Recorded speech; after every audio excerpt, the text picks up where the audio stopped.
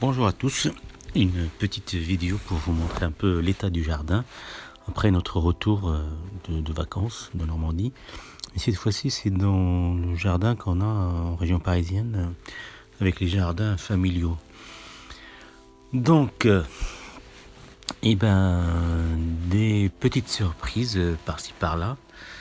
Alors du côté mûr, c'est encore acide, ils sont pas encore sucrés. Là, ils sont rouges, mais quand ils sont mûrs, ils deviennent noirs. Juste à côté, encore une autre partie de mûr.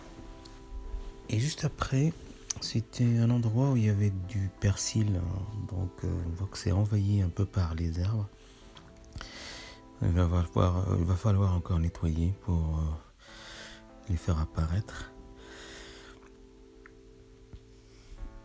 Et puis à gauche, on avait là la cabane. On voit que la haie elle a pris du volume, donc il y a de la taille en vue. Des tournesols qu'on a mis exprès cette année pour un peu occuper les oiseaux et qu'ils évitent de nous manger nos fruits. Ça a marché, puisque là, il y en a un qui a été visité. Dans le châssis, vous vous rappelez, il y avait de la ciboule. Elle est toujours là. Normalement, elle ne grossit pas autant, donc elle reste toujours fine. Encore un tournesol géant, là. Donc les oiseaux, ils vont se régaler. Juste à côté, le petit figuier jeune qui se présente bien. Cet endroit-là, il y avait des fraises, mais c'est envahi par chien-dent et liseran. Donc, ça va se nettoyer bientôt tout ça.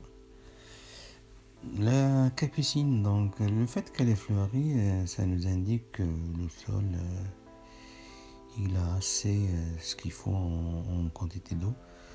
Et vu ce qui tombait récemment, on ne peut pas se plaindre.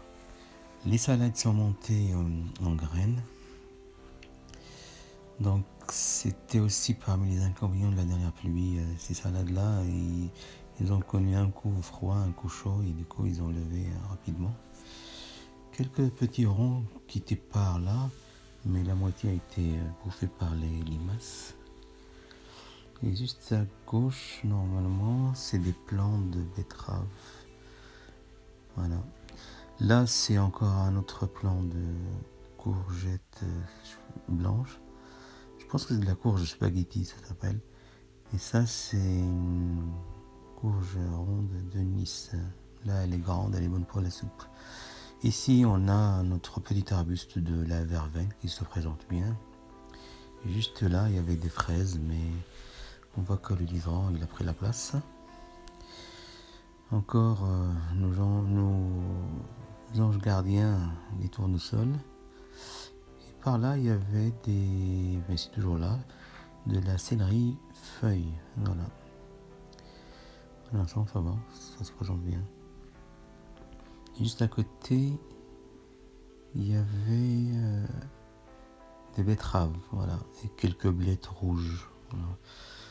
On les confond avec les feuilles de betterave, parce qu'on dirait qu'ils ont presque la même feuille, les blettes rouges et les betteraves. Et par là, il y avait un chou. Il y a toujours des betteraves, là.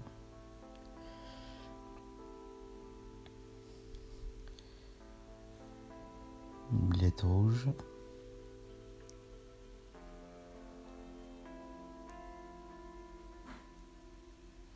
Ça, c'est une betterave.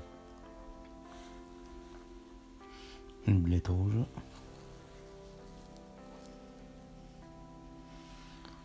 Au niveau des piquets, normalement, il y a des gros cornichons. On y reviendra tout à l'heure pour vous les montrer. Et là, il y avait un plant de potiron. Je vais regarder s'il a donné. Je vois la couleur orange. Voilà, il en a donné un. Mais il a l'air un peu petit, mais ça va. C'est pas pareil qu'en Normandie, c'est une abondance. Et puis, les potirons sont plus grands qu'ici.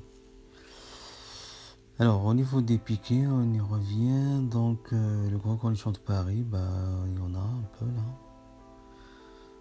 Voilà, il est en stade d'être mangé. Voilà, encore deux petites vilaines escargots. Mais ils peuvent rien faire, la peau est dure. Et normalement, juste à côté, encore il y en a. Et juste à gauche, il doit y avoir un concombre normalement. Voilà, un concombre nain. J'avais planté d'après mes souvenirs. Voilà, il est là. C'est bon cette variété, je vous la conseille. Alors, on va essayer d'aller un peu plus loin. Trouver un peu notre fameux chou-fleur qui était par là. Si les escargots ne l'ont pas mangé. Voilà, il est toujours là. Voilà, moitié mangé quand même. Là, il y avait les pommes de terre. Et vu la maladie, donc on en a récolté qu'un peu.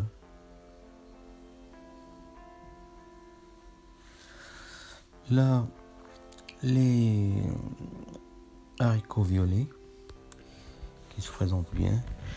J'avais mis des piquets, des tuteurs en tente indienne. Par contre, là, ils ont grandi un peu plus. Donc, on va essayer de les consommer en forme de graines. Et puis, je vais en garder pour les plantations de l'année prochaine. Les haricots écossais, ça se présente bien. Ça, normalement, c'est à récolter dans 3 semaines. C'est pas encore fini. Ils ont une belle couleur au niveau de leur écosse. Et je vais essayer tout à l'heure de vous en ouvrir une pour voir ce qu'il y a dedans. Donc là, j'ai mis l'éditeur à 1,50 m, pas plus. Mais on peut mettre plus. Là, le fameux endroit où il y avait des haricots semis à la volée. Des carottes semis à la volée. Donc ça se présente bien et j'ai vu qu'il y en a des grosses. Voilà. Et juste à gauche, on a des courgettes. Et là, ils ont bien grandi puisque on n'était pas là. Donc ils sont bonnes pour la soupe de cet automne-hiver. La courgette jaune. Un peu plus de ce côté-là. Voilà. C'est une variété sucrée. Des artichauts. Les artichauts, les 3 jeunes artichauts qui étaient là, finalement ils ont donné. Hein. Ils ont donné 3. La capucine, toujours. On revient encore sur les haricots écossais. Une vue générale à peu près. Puis là on voit que de la mauvaise herbe, mais entre cette mauvaise herbe, il y a une petite plantation. Donc ça les a quand même un peu protégés. Voilà.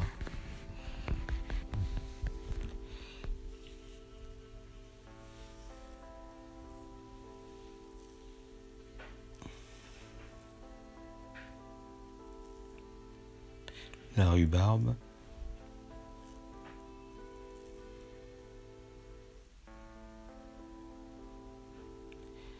Et puis juste là vers la droite, il y avait les tomates.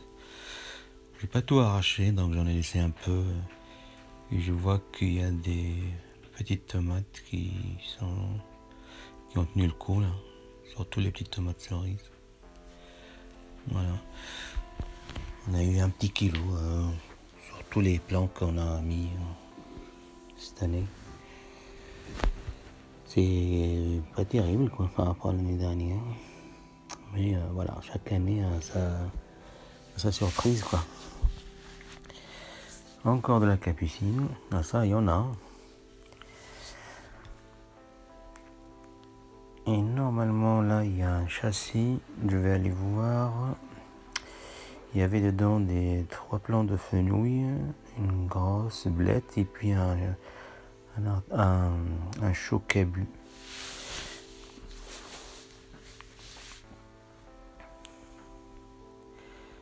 Donc le fenouil il est monté en graines. Et puis la blette à côté, elle est géante parce que elle est plantée dans un châssis rempli de compost.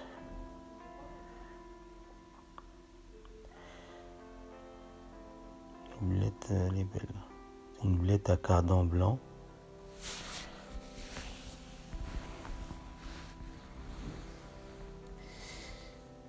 Alors le chocrébule il était par là, mais je pense qu'il y en a un qui passait le prendre. Hein. Voilà, voilà. Encore une vue sur la capucine. Ça fait des jolies fleurs. J'en ai de toutes les couleurs. J'en ai même vu des violettes. Mais la majorité que j'ai, c'est orange. Une autre couleur orangée encore. Et jaune. On revient sur nos tuteurs d'haricots. Les haricots à rame, j'en suis content parce que ça donne un peu plus que les haricots nains. Et puis vu que ça monte en hauteur, c'est plus protégé par rapport aux attaques de limaces. Voilà. Et puis c'est géant, ils sont géants. Donc à refaire l'année prochaine. Cette année j'en ai planté que les violets. J'ai pas planté les mange-tout jaunes ou verts. Les haricots écossais, là, je vais essayer de vous en ouvrir un là. C'est pas évident avec une seule main, mais ça va marcher. Donc là, après, je laisse un peu sécher sur les écosses et je récupère que les graines. Les écosses sont jolies quand ils sont encore frais comme ça. Quand ils sèchent, ils deviennent un peu violacés, marron, quoi. Voilà les graines, c'est ça.